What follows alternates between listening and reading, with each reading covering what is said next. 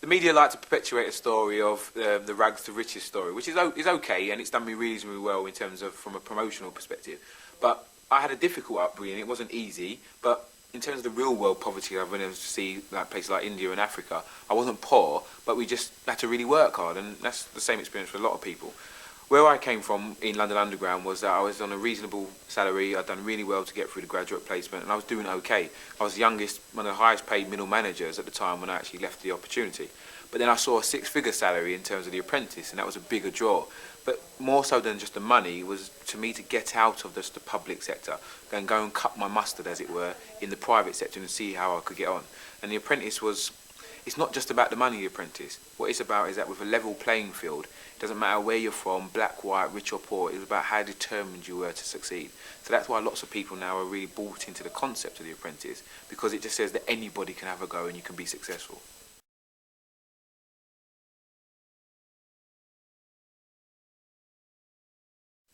The Apprentice itself has received accolades and criticism in equal measures, I think. You had the BAFTA that was won, but then you also had the ex-head of the CBI, Digby Jones, Sir Digby Jones, saying that it was a misrepresentation of business and put business in a bad light. For me personally, what it was to the initiated, those who were in business, they looked at the screen and they had a right old laugh and said, we know how it is and it is. But then there was individuals who were in schools, in colleges and universities, and it really inspired a lot of those people to think about business as a potential career option.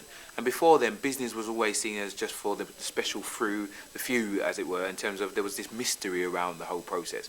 But what the Apprentice did was say that anybody can get involved in business. All you've got to have is give it a go and then see what happens at the end of it. I personally think that it's encouraged more people than it's deterred.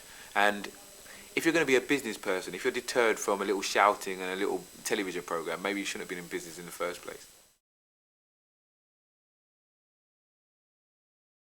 For me, having been on the actual show and then going through a number of tasks, etc., was a right adrenaline rush, and it was a proof to me that I could compete with lots of different individuals and come out as a success at the end of it. But working for the man himself was completely different. He was that strong-minded individual who could shout when he wanted to when you were actually working for him, but he also was a great and fantastic teacher. As a business person, you saw some of his attributes and skills were phenomenal to behold, and I was really privileged to work directly with him in a number of meetings and see how he functioned as a CEO, being able to walk around the company, know people by name, know everything they were actually doing, as well as have the overall strategy from where the company was, and then go into meetings with Argos or Sky and other individuals like that. So it was phenomenal to see him work like that. But what I think is that what people should take, what I particularly took away from the situation, was that he was just a real person who was only focused on making the most out of his company that he had. And to see him directly work with individuals and companies, I took an awful lot of way myself that I could go and start my own businesses, and that gave me the confidence. So it was almost like working in the public sector was very bureaucratic. It was very difficult to navigate the stakeholder management, the meetings upon meetings, etc., and the bureaucracy that comes with that. But working for Sir Alan in a very dynamic, flat structure, it just showed me a completely different side. You could say something was going to be done, and in a week it would happen. And I was empowered, particularly as director of my own company within his PLC, to do as I wished, as long as I knew that I had to take the consequences if it didn't go so well, but then also the glory if it did. Yeah, we've got a male grooming company that we're launching towards the end of the beginning of the next year. What we're trying to do with that is have a specific business brand that is there for the up and coming aspirational man in the city. Because at the moment there's lots of products on the market, but they're all trying to pitch out for this David Beckham, Brad Pitt kind of lookalike. And I don't think most men aspire to be like that. They won't mind his money or maybe his luck with the ladies. But what it's about is, my brand is about making the individual confident to be an individual, because what we want to do with our male grooming ethos is give you all the quality products that you need, all the quality services you need, so no one has to worry about what's outside, all they have to worry about what's coming out of your mouth, and that gives you the confidence to do that in a business environment.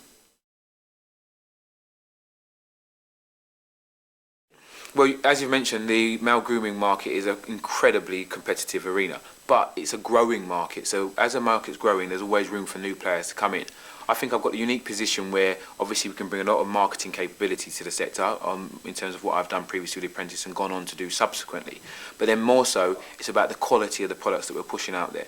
We're giving men real world kind of Ronseal, it does what it says on the tin kind of products, because we're not getting caught up in the pseudoscience and all the nonsense that goes around with it.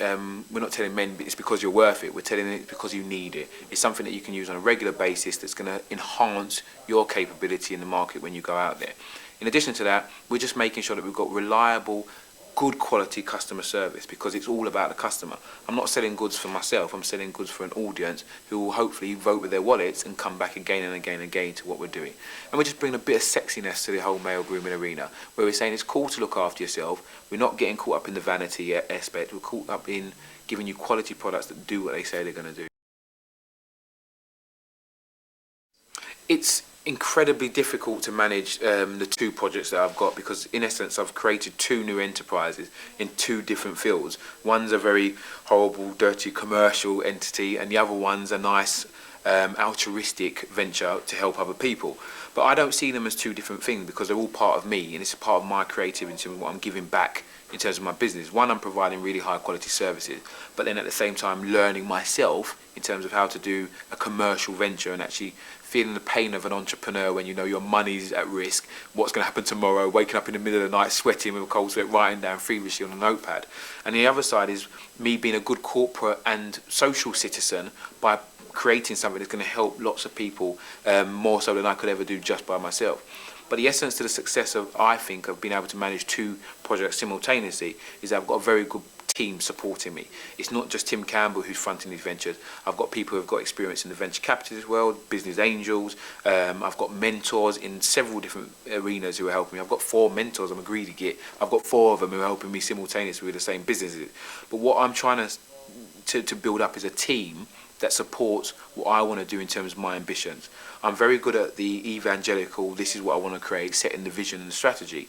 But I know I've got lack of experience in certain areas, so therefore I've got a management team in place who can support me on the bits that I'm not so good at. I think a big problem that we have in the UK is that we only want to focus on, as business people and people in general society, on what we're really bad at, because when you go for an appraisal it's always the rubbish that you've done and how can you fix and make yourself better. I'm really focused on what I'm really good at, enhancing that, and then working with partners who can fulfill the areas where I'm not so good and therefore make me a better business person. And I think that's what I learned specifically from Sir Alan, because I asked him how did he grow his company, and he said his criteria for hiring people was 1, when he couldn't do something himself, he didn't know, or 2, when his time was better spent in another area and he got another resource in. So I'm just really following that model from Sir Alan in my own business ventures.